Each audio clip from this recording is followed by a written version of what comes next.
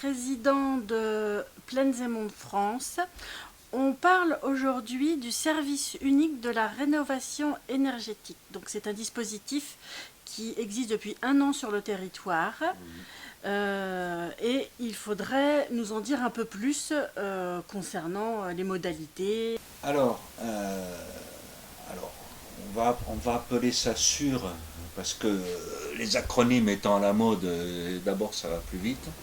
Euh, En fait, c'est un dispositif qui est une forme de bureau unique qui est mis à disposition des habitants par la communauté de communes Plaines et Monts de France pour faire des diagnostics énergétiques, trouver les subventions adaptées à chaque foyer, puisque peut y avoir des conditions de ressources et en fonction de la rénovation et des travaux qu'il y a à faire, on n'est pas sur les mêmes financements.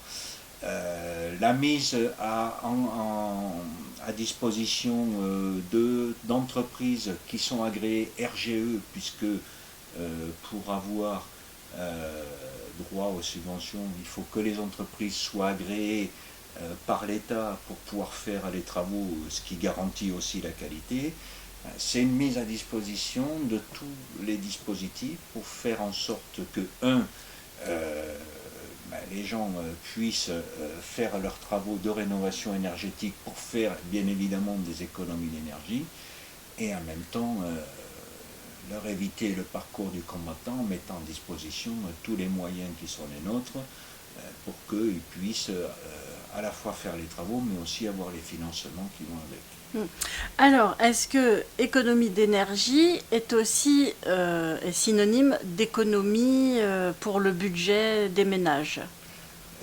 Évidemment, puisque l'idée c'est bien de calfeutrer, je vais dire ça comme ça, les habitations pour éviter que lorsqu'on met du chauffage, on chauffe uniquement l'habitation et pas la rue, clairement, pas l'extérieur.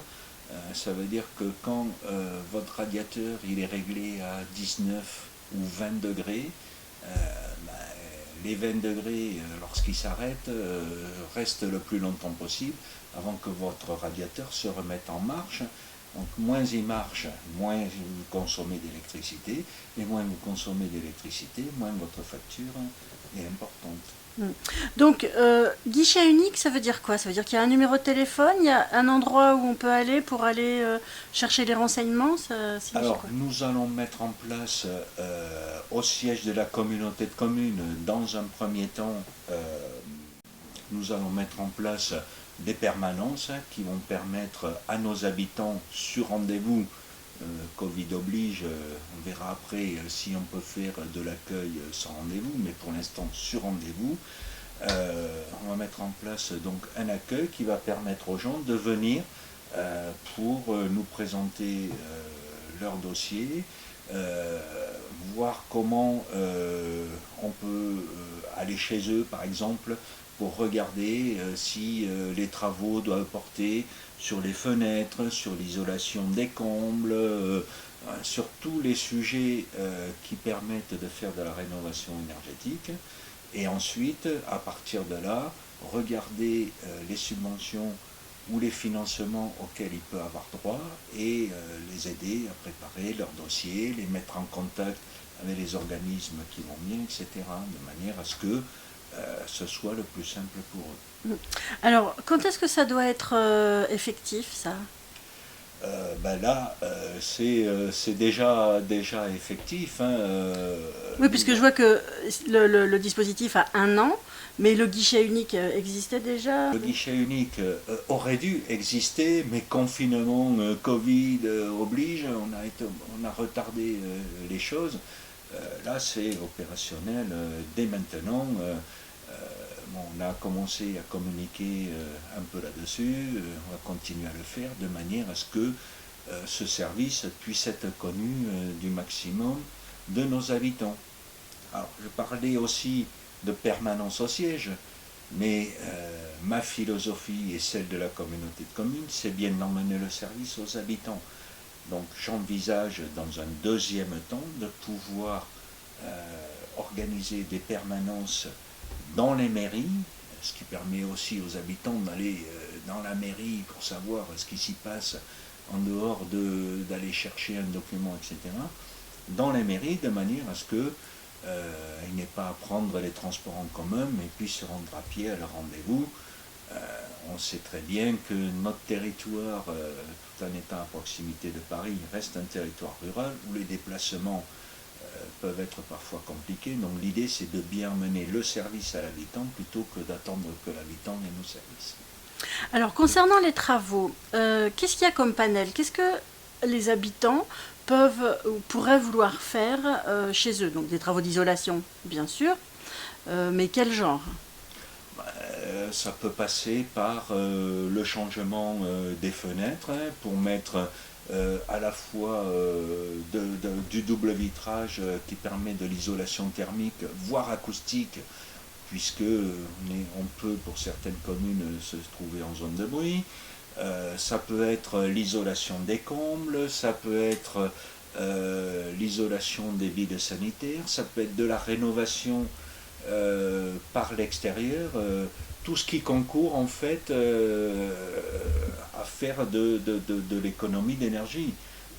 Ça peut être le changement des radiateurs, parce qu'on peut avoir des grille-pains, bon, tout le panel qui permet de faire des économies d'énergie.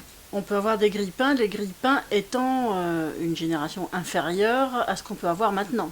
C'est Voilà. pas recommandé, ça. Voilà, donc aujourd'hui il existe des technologies de chauffage électrique qui permettent de faire de l'accumulation de chaleur, donc de moins être énergivore, moins consommer d'énergie. Enfin, tout ce qui peut rentrer dans ce qui permet de faire de l'économie et surtout et essentiellement aussi de l'isolation, parce que vous pouvez chauffer, mais si vous laissez la fenêtre ouverte, vous chauffez l'extérieur. Donc l'idée, c'est d'éviter que tout ça soit de l'énergie perdue.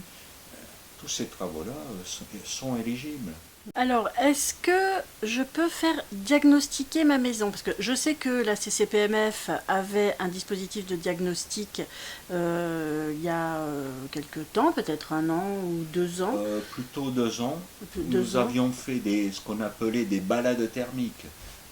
C'était des rendez-vous qui étaient pris dans les communes les soirs d'hiver, les soirées d'hiver, où les habitants venaient à la mairie, il y avait une petite présentation des dispositifs, et puis ensuite on allait chez les habitants, se promener dans les rues, et chez les habitants qui le souhaitaient, avec un capteur thermique, on arrivait à voir par où s'échappait la chaleur, le toit, essentiellement les fenêtres, la porte d'entrée. Tout ça, parce que bon, c'était pas que des balades pour faire du tourisme, mais bien pour avoir une suite. La suite, c'était, on a le bilan de ce qu'on a vu, et ensuite, comme on le fait aujourd'hui avec le dispositif sûr, comme on mettait les gens en contact, on disait voilà, il faudrait faire plutôt ça, que ça, que ça, que là. Parce que évidemment, on peut tout faire à un moment, c'est que comme l'habitant a quand même un delta à mettre sur le plan financier, puisque les subventions, c'est pas du 100%, il faut faire des choix. Et du coup, on regardait ce qui était plutôt prioritaire. Le bilan aidait à faire les choix. Le bilan aidait à faire le choix de ce qui pouvait être prioritaire, et ensuite la recherche de subventions. C'était un peu le même dispositif, mais qui était un peu moins formalisé que ce qu'on peut avoir aujourd'hui. Et aujourd'hui, on peut avoir toujours un bilan? Oui, on peut toujours avoir un bilan. L'idée, c'est de bien de faire en sorte que les habitants puissent avoir quelque chose qui va de A à Z, c'est-à-dire qu'on commence par le bilan. À partir du bilan, on regarde quelles sont les priorités. Évidemment, en fonction des aides, l'habitant nous dit moi je préfère me lancer dans ce programme-là changer les fenêtres et isoler les combles plutôt que de changer les fenêtres ou changer mes radiateurs. Après, c'est le choix, mais c'est lié aussi au coût des travaux et au montant de la subvention. Et ensuite, on peut mettre en contact les habitants avec les entreprises agréées, etc. Évidemment, c'est des listes qui sont mises à disposition. Libre choix aux habitants de choisir l'entreprise A, B ou C, parce qu'on ne va pas faire d'ingérence non plus, et faire ce que j'appellerais de la sponsorisation de l'entreprise, ce qui serait absolument illégal. Bon, voilà. L'idée, c'est bien d'aider les gens à isoler leur habitation pour faire des économies d'énergie, et qui dit économie d'énergie dit aussi économie financière.